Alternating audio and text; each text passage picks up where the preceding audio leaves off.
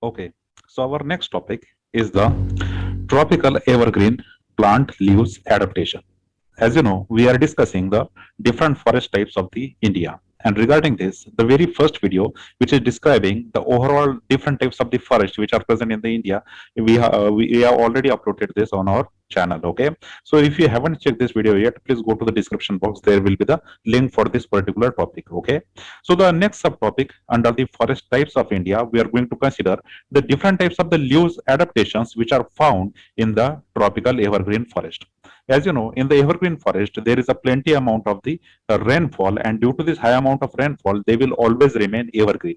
But what is the impact of these different abiotic conditions which are present in the tropical rainforest on the leaves? Okay, because these leaves are very special leaves which are not found in the any other kind of the ecosystem. For example, if you go to the deciduous forest area, you will find the different kind of leaves. If you go to the thorny areas, you will find the different kinds of leaves, and hence to study the leaves adaptations from the every type of forest will be of high importance, because this will really enhance your answer in the UPSC mains examination.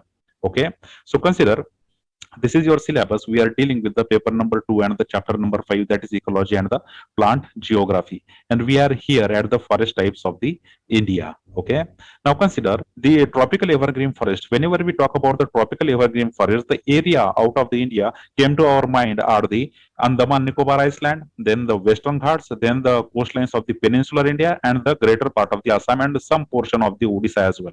So basically we are talking about this area, the Andaman Nicobar area. Okay, then we have the Western Ghats. Okay, then the peninsular India's Eastern Ghats as well, and portion of the Assam, and after the Assam, the some portion of the Odisha. In this particular region, we find the presence of the tropical evergreen forest. So, distribution of the forest throughout the India. This is the literal topic given in the UPSC mains. Okay, so you have to continuously study this particular topic, because UPSC can.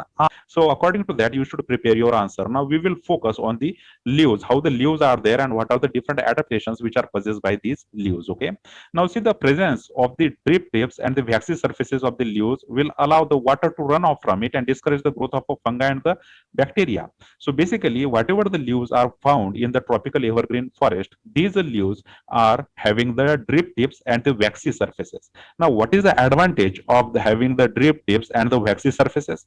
Is to the water will not held on to the leaves for longer period of time, because as you know, whenever you talk about the evergreen forest, the large quantity of rainwater will be there, and the problem with a large rainwater is that it will facilitate the growth and development of the bacteria and fungi. So in such a case, there is a high disease condition within these tropical rainforest. Now, to avoid this, what is the typical adaptations possessed by the leaves of the tropical evergreen plants? That they were having the waxy surfaces. Okay, on their surface, if you observe carefully the surface of the leaves in the tropical evergreen forest plants, you will observe the surface is waxy and water will not hold for much time on the surface of the leaves, so that there will be the avoidance of any bacterial or the fungal infection. So carefully remember that in the tropical, while describing the tropical evergreen forest, you should mention that the leaves which are present in the tropical evergreen forest, they show the waxy leaf surfaces, and these waxy leaf surfaces are designed to run off the water. Okay, water should not stay on the leaves for a longer period of time, because there is a continuous water in the form of rain, and this particular rain water will facilitate the infections, and that is why it is better these water droplets should go off easily from the plant, and that is why they were having the drip tips and the waxy surfaces on the leaves. Okay, so this is the first adaptation. Now consider the second adaptations, which is relating with that of the epiphytic plants. Okay, as you know, epiphytic plants are those plants which lives on the other plants. Okay, for example, there is a bigger tree. Okay, and on this bigger tree, the smaller plants are also living. Okay, then in such a case, we say these plants are the epiphytic plants. This type of the relationship is not the parasitic type of relationship, because these epiphytic plant do not give any harm to its parent tree plant. Okay, they are simply just taking this plant for the habitat purpose, and this plant will not get benefited nor it get harm, and this particular epiphytic plants will get benefited from it. So you can say it is a common salism type of the relationship. Okay, now the epiphytes, they were instead of collecting the water with their roots, they collect the rainwater from the hairs which are present on their leaves. So whatever the epiphytic plants which are present in the tropical rainforest, they possess the special kinds of the hairs on their leaf surfaces.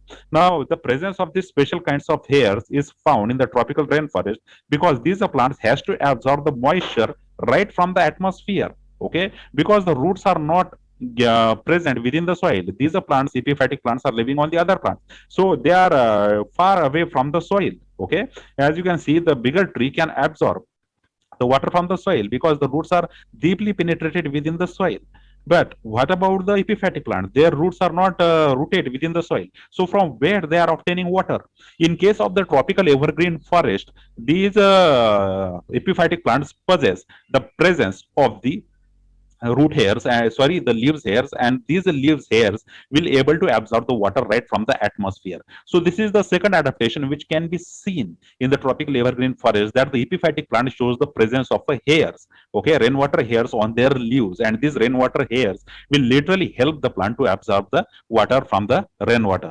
Okay, now see the third adaptation. See, the leaves are adapted for the lower photosynthesis because the sunlight is the major limiting factor, and transpiration is also lowered in such a case. Now, see, whenever we talk about the tropical evergreen forest, the first thing came to our mind is that the plenty of the sunlight will be available, right? And plenty of the rainwater is also available. So there will be the maximum amount of photosynthesis. But this is not true for each and every plant which is present within the evergreen forest. Now, these plants which are present in the evergreen forest, majority of the time they get shadowed by the other big trees, and that is why these leaves were has to adapted for the lower photosynthesis efficiency, because these plants will not get sufficient amount of sunlight due to the presence of large number of plants together at the same place. So these plants show a remarkable adaptability in their leaves, that they were adapted for the lower photosynthesis because sunlight is the major limiting factor here. Every plant which is present within the tropical evergreen forest, they are literally competing for the sunlight because there are too many plants, they are densely populated, and each and every plant requires the sunlight for photosynthesis. So there is a greater competition for this particular abiotic factor which is called as the sunlight. And that is why majority of the plant within the tropical evergreen forest, they were decline of the sunlight, and hence they are adapted to the lower amount of photosynthesis. Plus, they were also adapted for the lower transpiration rates. Now, if the tropical rainforest possesses so much water, then why they have to adapt for the transpiration? Now, transpiration is the process in which the water is going to evaporate from the leaf surfaces in order to cool down the plant body, and at the same time maintaining the homeostasis within the whole of the plant body.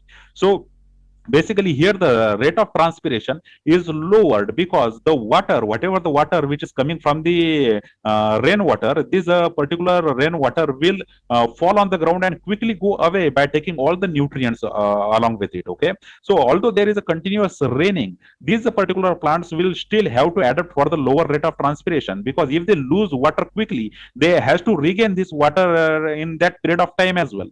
So basically in the tropical evergreen forest, they do not like to shed their leaves throughout the year. So if they want to maintain the leaves throughout the year, there will be the sometime in the year where there will be the dry period. Okay, because the rainwater will not be falling for the whole of the 12 months of the year.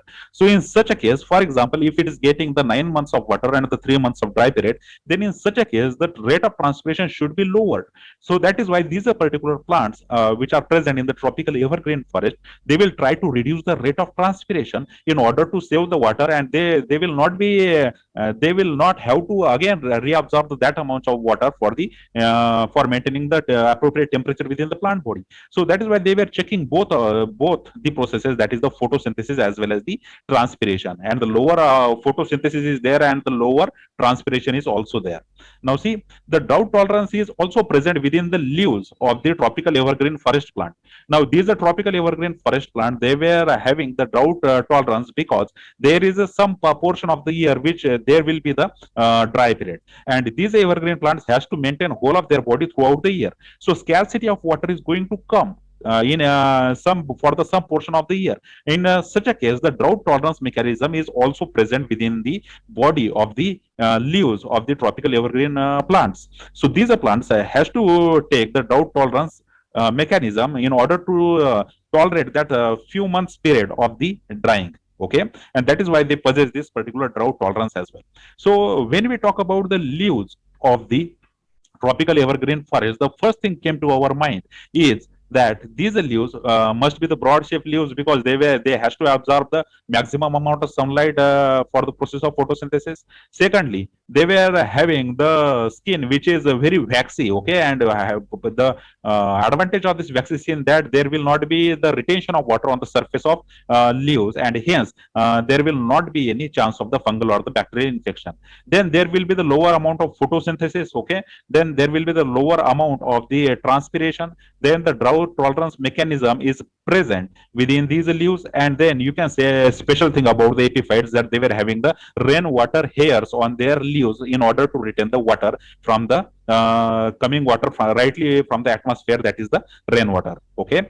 So all of these typical adaptations are present within the leaves of the tropical evergreen forest plants. All right.